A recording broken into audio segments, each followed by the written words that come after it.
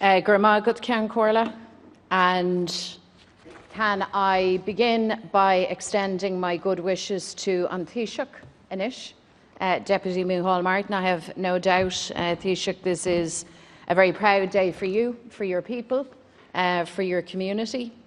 And can I extend also good wishes to all those who have now been appointed to ministerial office, because no doubt this is a cause for celebration for all of you.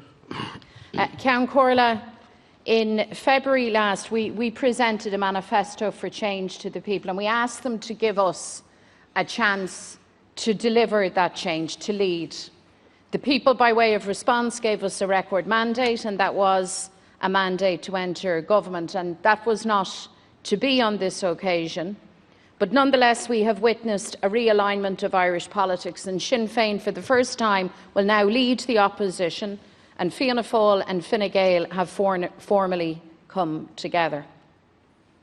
The widespread expectation that a change election would be followed by the formation of a new government, a government that could deliver the new politics that people are crying out for, wasn't to be, because the century-old impulse to grab power, to maintain the old political order, to push back against the instinct and energy for change, so powerfully demonstrated at the ballot box, drew Fianna Fáil and Fine Gael together.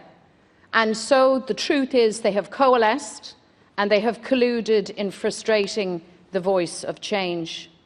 And you know, Ceann Comhairle, excluding the representatives of more than 500,000 citizens is nothing to be proud of, in my book. I don't think it's something that any Democrat should boast about. Indeed, succeeding in stalling or stopping necessary change is really no success at all. It's the mark of narrow, failed politics of the past. And that narrow kind of thinking is reflected in your unambitious programme for government. This will be a government of more of the same. Fianna Fáil and Fine Gael in government is no historical departure. However, Fianna Fáil and Fine Gael forced into a loveless embrace by the hopeful vote of the people, well, that now is the historical point of departure for your government. Some have described this as the end of so-called civil war politics. The reality is that Fianna Fáil and Fine Gael today have precious little to do with anything that was at issue in that tragic conflict. The words of Liam Mellows, a patriot himself executed by the Free State, in his speech against the treaty, I think ring very true today. Here's what he said. He said, "Men will hold power, and men who get into positions and hold power will desire to remain undisturbed and will not want to be removed." So for decades, the issue between Fine Gael and Fianna Fáil was supposedly Maria about civil war issues. But in reality, the ancient quarrel between Fianna Fáil and Fine Gael has long since descended into a race for power and for privilege in this state. Forgotten, abandoned in all of this were those who suffered most from the partition of our country, the people of the 6 counties. Forgotten and abandoned was any plan to achieve full democracy, self-determination and unity for Ireland. And so the great national project of reunification is not included in your programme for government. Not a whisper from your government, while this conversation about constitutional change happens all across our island. And I think this is especially concerning during the age of Brexit, when the imperative to protect the Good Friday Agreement in all of its parts has never been greater. A united Ireland is the very best idea for the future of our country. It's essential to the prosperity of all our people, because growing our economy requires an all-Ireland approach. Protecting our health services requires an all-Ireland approach. Getting ahead of COVID-19, protecting public health, protecting our people's health requires an all-Ireland approach.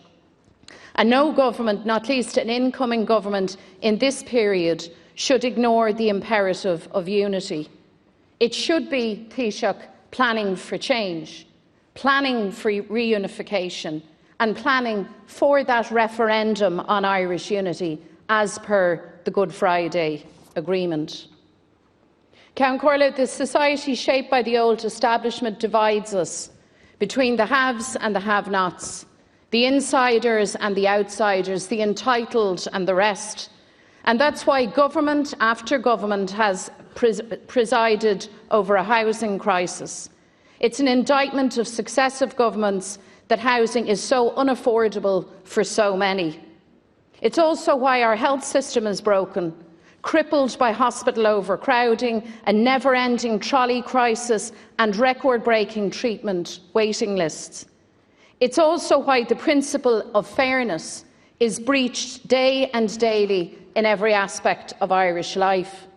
The Ireland of Fianna Fáil and Fine Gael is a place where 65-year-olds can't retire in dignity with their state pension. It's one where working parents can't afford childcare, where educational disadvantage is all too prevalent, where citizens living with disabilities and their carers are forgotten, and where those with mental health challenges are left to fend for themselves. And none of this is accidental. All of this is the consequence of bad politics. It's why governments come and governments go, but nothing really changes. Irish politics is broken, and the way of fixing it is by heeding the people's demand for change. The people know this, and they've said in record numbers that the time for change is now, and people are ready for a fresh start. Those who drafted your programme for government, I feel, must live in a different reality to the rest of us. The crises in housing and healthcare dominated the election, and the crisis in both has deepened during the COVID crisis. And on top of that, many families are now facing what has been described as a tsunami of debt, as insurance companies were allowed to continue their rip-off, as banks charged interest to 80,000 families who had to take a mortgage break. So people need homes that they can afford. So Taoiseach and new government build the affordable homes and make sure that they are actually affordable in the real world. They need to be able to see a doctor when they're sick. So invest in public hospitals and our public system. End the privatisation agenda. What is proposed in your plan, far from tackling these challenges, will only, I believe, deepen our problems. And the issues that mattered most to ordinary people in the course of the election are dodged or fudged. But you have, however, managed to include tax breaks for those at the top in your programme. Fine Gael and Fianna Fáil from the get-go have copped out on delivering common-sense solutions for workers and families. The brief enlightenment which we saw turn to more progressive decisions during the COVID-19 emergency has been extinguished by your programme for government. For Fianna Fáil and Fine Gael, fairness can only ever be a temporary thing, you see, a reaction rather than a principle of good government.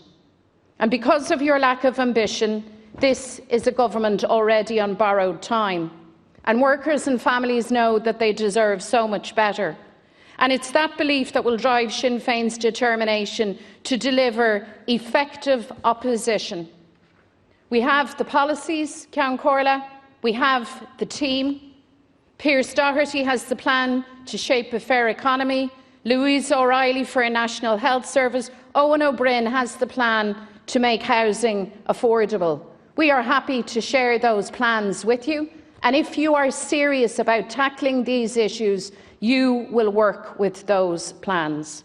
I'm very proud to lead our team of 37 TDs, a team committed to realising a changed Ireland, a fair Ireland and a united Ireland. And we will stand up for all of those who voted for change. We'll work hard for them, and it is in their name that we will hold your government to account.